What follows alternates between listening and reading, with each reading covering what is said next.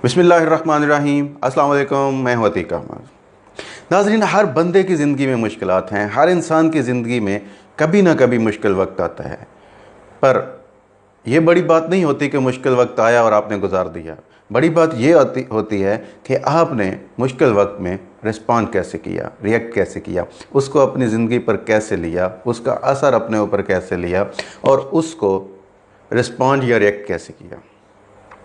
हम में से अक्सर लोग जो होते हैं वो कोई भी सिचुएशन होती है, अगर बहुत खुशी की होगी तो बहुत खुशी से रिएक्ट कर देंगे, लेकिन मतलब ओवर रिएक्ट कर देंगे। और अगर टेंशन वाली होगी तो बहुत ज़्यादा अफसरदा हो जाएंगे। हो सकता है कि वो 2 साल तक छोटी सी प्रॉब्लम की वजह से अफसरदा ही रहें। एक दफ़ा का जिक्र है कि एक होटल में कुछ लड़कियां खाना खा रही थी, तो एक लड़की के ऊपर कहीं से ककरोच उड़ता हुआ आके बैठ गया। वो लड़की उठी और उछलना शुरू कर दिया, शोर मचाना शुरू कर दिया, स्क्रीमिंग शुरू कर दी। सब जो लड़कियां उसके पास थीं वो उसकी तरफ देख के डरना शुरू हो गई कि पता नहीं क्या हो गया। फिर उनको पता चल गया कि इसके ऊपर ककरोच बैठा हुआ है, तो उन लोगों ने भी डरना शुरू कर दिया, चीखना शुरू कर दिया, चलाना शुरू कर दिया। लोग इधर उधर के सब जो लोग उस हाल में बैठे हुए थे सब उनकी तरफ देखना शुरू हो गए। कुछ महजूज होना शुरू हो गए और कुछ हसरत भरी और बड़ी टेंशन भरी निगाहों से उनकी तरफ देखना शुरू हो गए।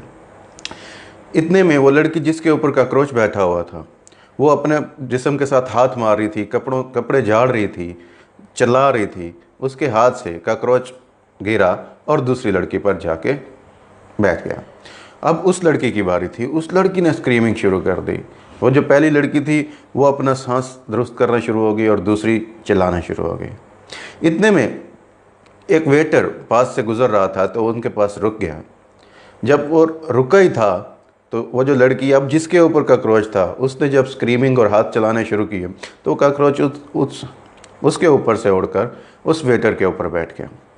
अब बारी वेटर की थी। वो लड़कियां सारी जो अभी तक चिल्ला रही थी वो वेटर की तरफ देखना शुरू हो गए। वेटर जिसके हाथ में भी शायद कोई चीज़ थी, वो कोई ऑर्डर डिलीवर करने जा रहा था, वो बड़े सुकून से खड़ा रहा। काकरोच उसके ऊपर बैठा हुआ था वो वेटर उसे देख रहा था कि काकरोच मेरे कपड़ों के ऊपर बैठकर क्या कर रहा है, वह किस तरह चल रहा है, क्या हो रहा है। बिल्कुल खामोश, बिल्कुल आराम से खड़ा था। वो लड़कियां देख के बड़ी हैरान हुई। कुछ देर वेटर ने काकरोच का इंतज़ार किया, देखा और उसके बाद अपनी उंगली से काकरोच को परे फेंक दिया। अब वो लड़कियां देख रही थी कि यार हमने इतना चिल्लाया और वेटर ज़रा भी रिएक्ट नहीं किया। अब देखें असल बात क्या है। असल बात ये थी कि उन लड़कियों ने ककरोच को देखा और फ़ौरन रिएक्ट कर दिया और ओवर रिएक्ट कर दिया, जबकि वेटर ने ककरोच को अपने ऊपर बैठा देखा और रिस्पॉन्ड किया। उसने देखा कि यार ये ककरोच कितनी तकलीफ़देह चीज़ है, ये मुझे कितना नुकसान पहुंचा सकता है, और उसने उस लिहाज से रिस्पॉन्ड किया।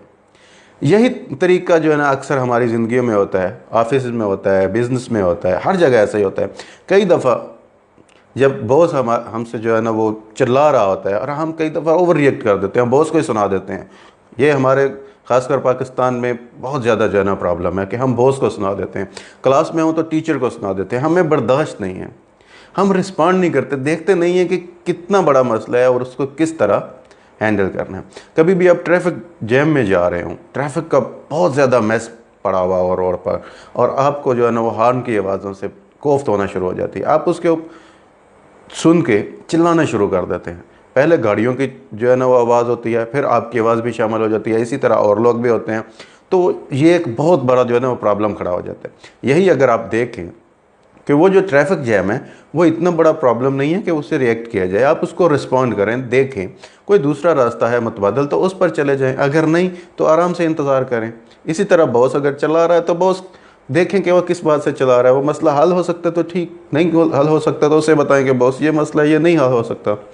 इसी तरह हमारी रोज़मर्रा ज़िंदगी में बहुत सारे प्रॉब्लम्स ऐसे आते हैं, घर में बीवी के साथ, बच्चों के साथ, वालिदैन के साथ, बहन भाइयों के साथ, या प्रोफेशनल लाइफ में कहीं भी आपको मसला आए तो आप फ़ौरन रिएक्ट मत कर दें, आराम से सोचें, रिस्पॉन्ड करें। रिएक्शन जो होता है वो इंस्टिंक्टिव होता है, मतलब आप फ़ौरन निकाल देते हैं, आप सोचते नहीं हैं। लेकिन रिस्पॉन्स जो होता है वो सोचा समझा हुआ मंसूबा होता है। आप सोच समझ के उसको रिएक्शन देते हैं कि यार हाँ मुझे ये करना चाहिए, हाँ मुझे ये रद्द अमल करना चाहिए। तो हमेशा जब भी आपको कोई प्रॉब्लम आए तो याद रखिए कि रिएक्शन नहीं, रिस्पॉन्ड। आराम से उस बात को समझें, सोचें, फिर रिस्पॉन्ड करें। उम्मीद है कि आपको मेरी बात की समझ आ गई होगी। और अगर आप मज़ीद इस तरह की वीडियोस देखना चाहते हैं तो हमारे चैनल को सब्सक्राइब कर लीजिए और बेल के बटन पर क्लिक कर लीजिए ताकि आपको डेली आने वाले नोटिफिकेशन मिलते रहें। अब तक के लिए इतना ही। मुझे अतीक अहमद को इजाज़त दीजिए। अल्लाह ने के बाद।